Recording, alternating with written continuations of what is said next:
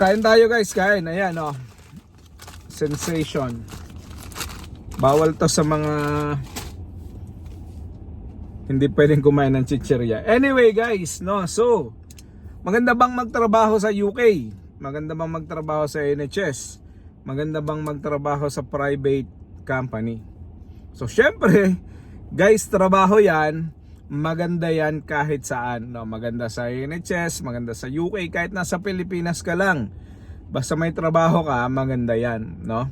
Pero, guys, no, pag nasa UK ka na, syempre, kailangan mong matuto ng financial literacy, no? Kasi kung hindi ka marunong at ikaw ay nagtatrabaho at gastos dito, gastos doon, wala ding kwenta yung pagtatrabaho. Pero syempre, depende yan sa kung paano natin